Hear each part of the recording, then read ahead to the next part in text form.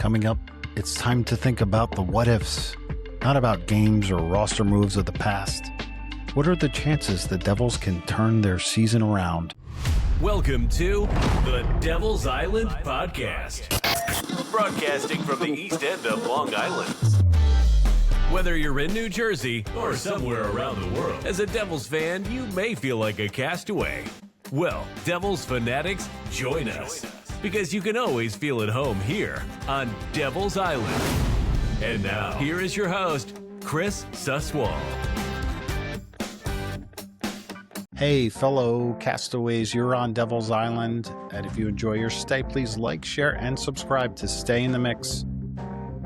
Well, when this season started, a lot of us fans were thinking maybe this was the season the Devils would compete for the Stanley Cup, at least get into the playoffs and make some kind of run, hoping for a second round, third round, trying to catch lightning in a bottle.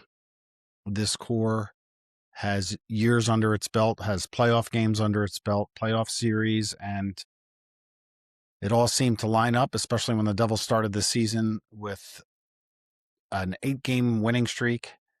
And up until early December, the Devils were in the top of the Eastern Conference, at least in the top 5 of the league.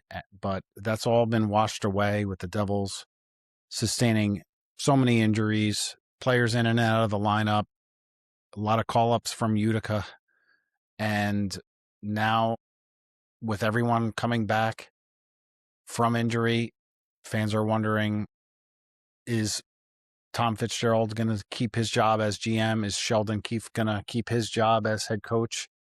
What can be done to turn the season around? And I wanted to focus on some of the things that Coach Keefe has said recently.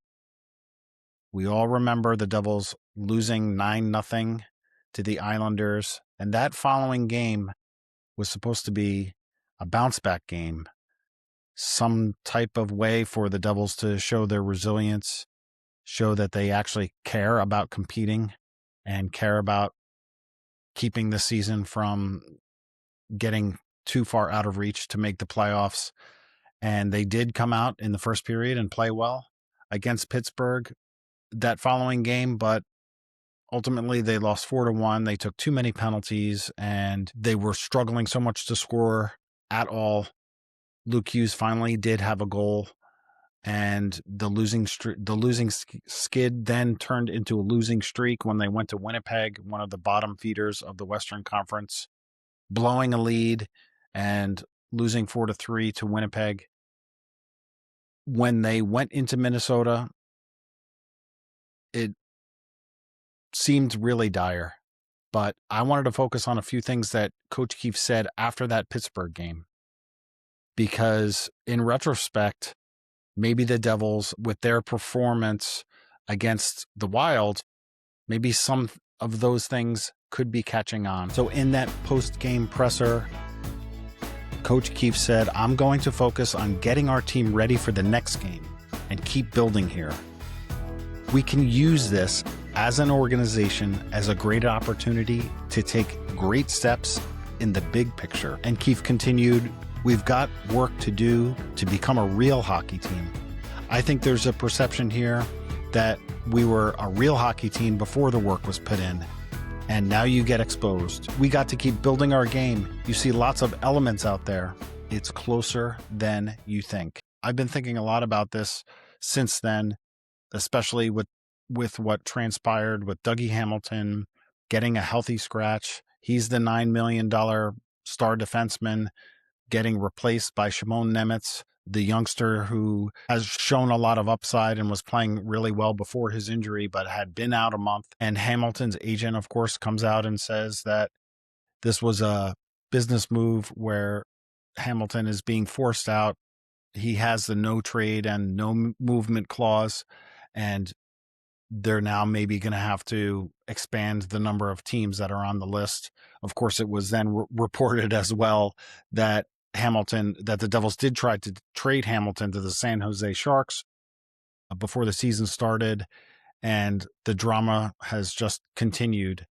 Lo and behold, the Devils go into Minnesota after a loss in Winnipeg and they come out with Hamilton in the lineup, and Hamilton plays a great game, gets 2 assists, both on the Brat goals, and now all of a sudden the Devils look like a team where they are continuing to press, continuing to try to generate chances, and most importantly, playing better defensively and getting better goaltending from Jacob Markstrom. And if you're like me and you're looking at the standings, keeping some grain of hope that the Devils can turn the season around, the wild card right now has the Maple Leafs and the Sabres, followed by the Capitals, the Bruins, the Penguins, the Panthers, and then the Devils.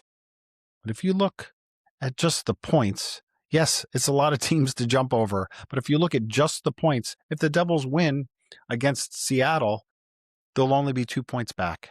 That's 1 game. So maybe the Devils can somehow go on some kind of stretch where they've put everything in the rearview mirror with all the drama and all the bad play, all the losses. The Devils now have 11 games left until the Olympic break, which will be about a 2.5 week stretch where, unless you're one of the Devils players that has been called to serve on the Olympic teams, you're going to be resting and you're going to be resetting. So in those 11 games, the Devils need to do everything they can to stay as close as possible in the standings. They have 6 of those games at home and 5 of those games on the road. So after they play the Kraken and Carolina at home, they go on a 4-game road trip. And it starts up in Canada, playing the Flames, the Oilers, and the Canucks, coming back down the West Coast to play the Seattle Kraken. And finally, they return home to play the Jets again. So maybe they can get some redemption against the Jets after blowing that lead in Winnipeg. And then there's only a few games after that. The Devils play at home against the Predators, on the road up in Ottawa, then a home against the Blue Jackets, with that final game before the break at home against the Islanders, the team that beat them 9-0 in the last meeting. We'll have to keep our eyes on any move with Dougie Hamilton. Is it going to free up some type of cap space where the Devils can then go and either make a big splash or bring in a player or two to fit in under the cap space? And time will tell if the Devils will actually become a real hockey team. So fellow castaways, until next time, keep your fire burning. Let's go Devils.